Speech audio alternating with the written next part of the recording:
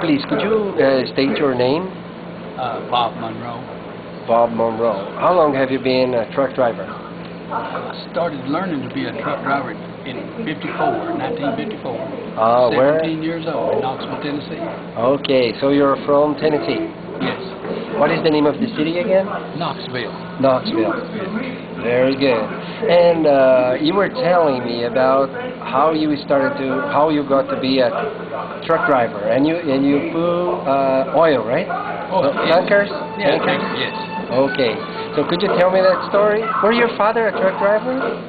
He helped some with the warehouse stuff, but he was in the supervision and the clerk work rather than doing the driving work. But I wanted to learn to drive, so I got to learn to drive, and I got to learn to load the trucks on the loading rack. And one of the bigger supervisors would come by and tell my dad not to let me do that because he thought I was too young. My dad told him I was like, high school, junior high school. He said, well, he's old enough to learn to do that, but I want to be real careful because you fall off that rack. And so that's one of the ways I started helping learn to do the driving and learn to load the truck. And then, of course, go with the guy to take it to the. So how did you start? You said you worked as a contractor for your father? As a contractor, yeah, with the oil company. My dad would make out the contract and turn it into the oil company, and they would either okay it or disregard it. And what did you do at that time? And I would get to mow the yard, and I would get to rake the driveway had gravel, and I would rake and make sure that was all smoothed out and pretty because the trucks would turn around there. And then every day you needed to rake that. Just about every day you needed to straighten it out because they wanted it to look neat, not used but used. And how about learning how to drive the truck? Okay, when I was learning to drive, I'd go with the guys delivering the oil, heating oil to a farmer, and then I'd get to drive back maybe when we was loading. We didn't have a lot of product on it, so it wasn't hard to handle, but the oil is hard to handle in a truck. It shifts around as you start and stop. Okay. And it will jerk the truck right out from under you, and you can't shift the gears or anything. You have to stop and start 2 or 3 times, which would happen to most people. I know. And I learned to drive that truck, and then I learned to drive the bigger ones. As I moved up, they found that I would tackle driving the small truck, and so they let me go with the guy with the tractor trailer.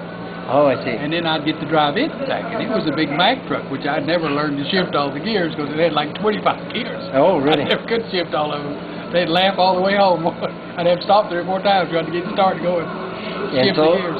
You've been driving for how long now? 54 when I started driving, 1954. Wow. And on the summers, a couple times in the summer, I got to go with another company that was friends of ours. They had about 5 trucks, old big trucks, and we hauled produce from the Tennessee Valley area, farmers, and take it to St. Louis. And then we'd get to St. Louis, we'd have to stop 3 or 4 times in ice. These trailers were icers. You had to blow ice in them. I see. And my job was to get up there and start that pump, that fan to keep the ice cooling the product. And then occasionally I got to back the truck into the docks or maybe pull it out from the docks once we was getting unloaded. But that was just starting to learn.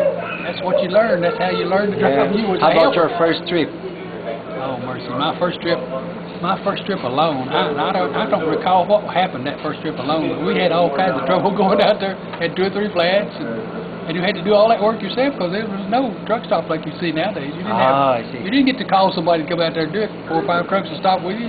We'd work with each other and help and learn to change the tires. And it had to depend on the brotherhood of others.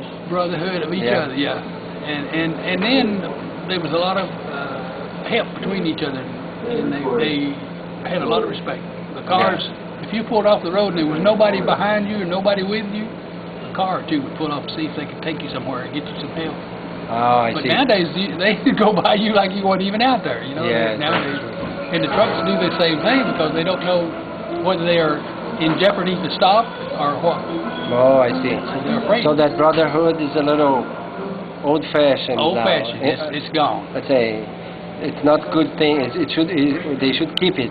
Oh my, that should be a thing that the truckers are learning and should be taught in these training schools that they go to help one another when they have trouble. Even though they're not the same company or nothing, they should learn. Can you recall any stories of you helping other trucker drivers or the other way around? A time or two, we've stopped. We'd be running together, three of us maybe at a time, and we'd stop and help either one of our own trucks, or if someone else we had seen on the road having trouble, we'd stop and help them. All three of us would stop and we'd go help. I've not had any experience at all being out on the road and run across someone that was broke down and I could stop and help them, because most of the time nowadays, anyway, you don't have the equipment that you need to work on these trucks. Back in the earlier days, you had a spark plug wrench and stuff like that. Most of the trucks were gas. You had to have tools. You had to have tools with you because there's no one out there on the road to help you. You had to do it or help one another do it. That's how you got along. That's how you made the trip. Okay. And you enjoy? How do you see yourself as a truck driver? Do you enjoy it? You had? I enjoy it. I have been on to school and have not a degree. I have an associate degree in accounting, and I do programming for computer systems. Several different programming systems I've learned to do, but I've left it because it ties you up so badly, and you're just enclosed in a room, more or less. This computer room is just not even as big as this room we're in. And it's all chilled down so cold that you have to wear a long sleeve shirt through the summer inside. Yeah, no, you prefer the free life in the truck. I like to get out and do outside. So you've been all over the United States then? All over the United States. Been up the Alaskan Trail. Oh, really? One time I've been up the Alaskan Trail. This one time. And it was so rough that I told them that I didn't want to have to come back up there. But now they tell me they have a new highway up there. I'd like to go see it. A new concrete highway. Which I don't know how it's going to stand up to that cold weather, but apparently they've built it to where it will take it. I hope it will.